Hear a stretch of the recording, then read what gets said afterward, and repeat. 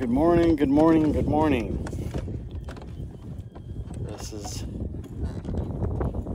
someone also known as Seriously Nick, and I am on the water,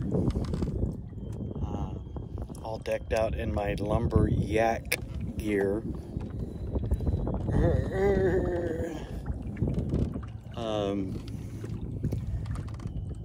So far, about every place that I've tried to bend a rod has had dolphins there, just either at the same time or just as I show up and set up. I had brought my fly rod, one of my fly rods, out with me. I figured, you know, who knows, maybe with my Tourette's axe murderer casting style, maybe I would get lucky, maybe not fall out of the boat, maybe even get the fly in the water, and maybe, on top of all the maybes, maybe catch a fish.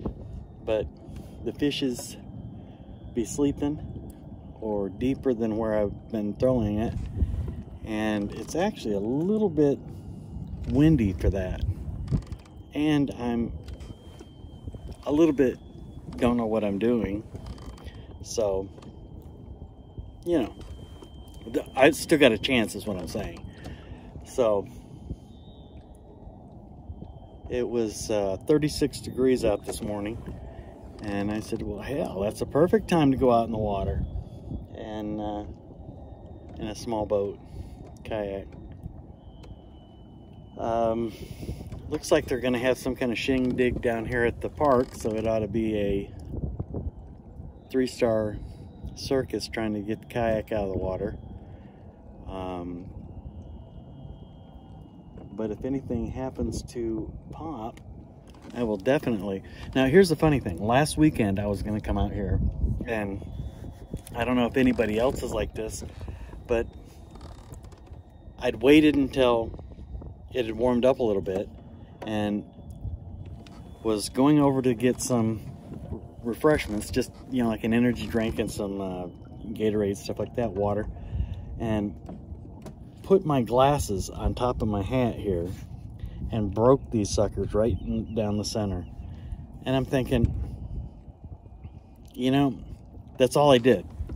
Didn't catch them on anything, just so obviously from the heat and the wind and stuff like that, I've weakened the joint right there. There's screws that hold the lenses in on the back side, and cracked right there at a screw.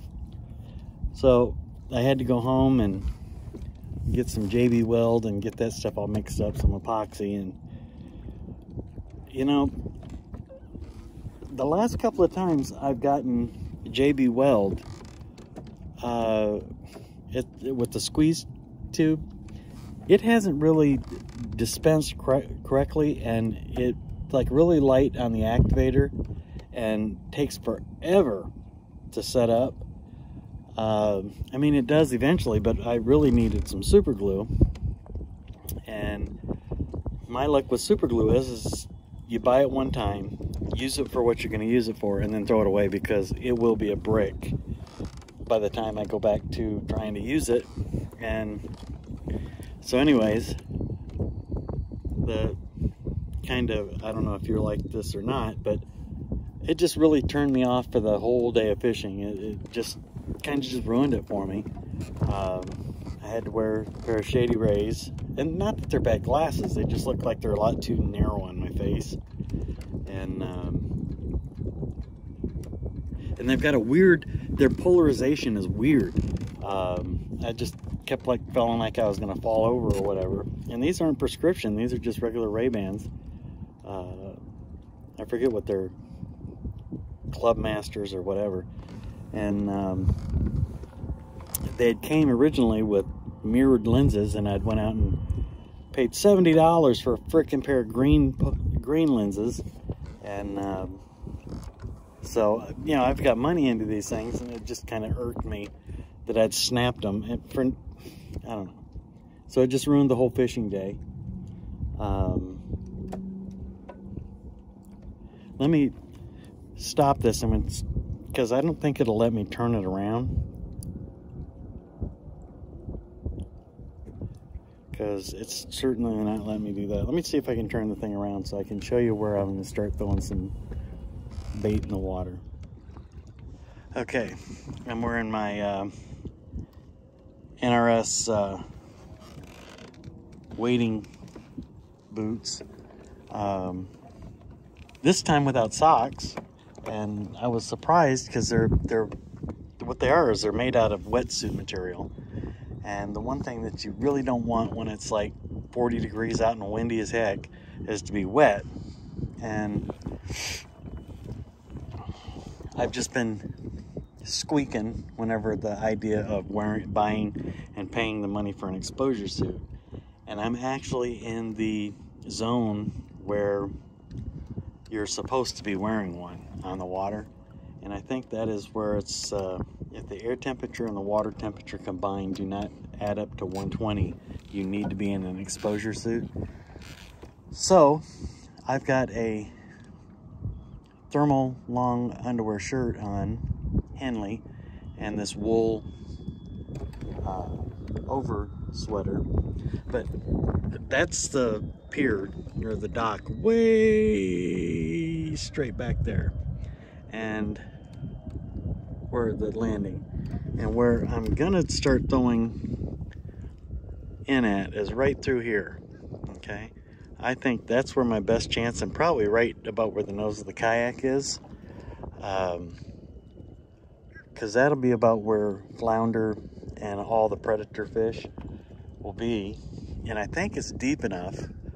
I think the water probably dropped down to under, it was 68 last weekend, the water temperature. So we'll see. It may have dropped lower, but point of what I'm getting to is the fish will be at the bottom in the deeper water where it's a little bit warmer, or they'll be up there in the shallows by the mud, because the mud will attract and retain heat, and that water will be, I don't know, supposedly warmer water. I don't know that I agree with that, but it's, the tide is going out, so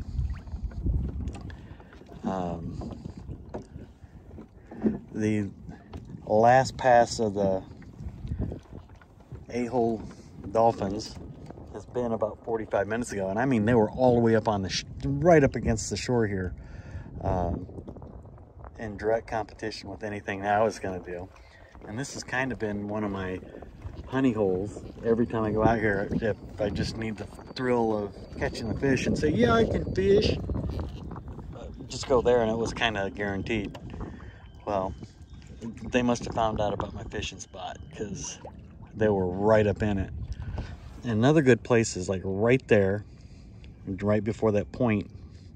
I don't know if you can see it in the camera or not. I'm using the iPhone 13, and hopefully the sound and everything. There was a cover that was on the back of it that covered the lenses that I'd shot a couple of videos and was gonna just flip them on YouTube real quick, and the screen cover was cracked, so the whole damn thing was blurry. So I got rid of it, and I'm just hoping. So like I said, right here, right into this arc right here is where all the predator fish will be, and right along that line over there, it's shallower. Okay, right up where it shallows up, because what's happening is the tide is dragging all the small bait fish and any shrimp that are left out. You know, they don't have the energy to fight the current. So if they don't find themselves a nice little side puddle to hang out in and then be snipped at by the birds and stuff, they get drug out, and all these predator fish are waiting right outside the opening. Another good spot would be right there at the opening of that outlet, that little estuary there. So I will get back to you and let you know if I've had any success at all. I'm concerned that the water temperature, I may have to change my whole fishing profile and maybe start throwing some stuff a little bit deeper water. But I felt that low tide in these areas would be my best bet. So that's it. Be right back later. Thanks. Okay, it's about 2 hours, 3 hours later, and do a little pan around so that you can see it is just a completely beautiful day out. Look how calm the water is. The wind has died. Well, at least for where I'm at, I'm kind of below the level of the seagrass.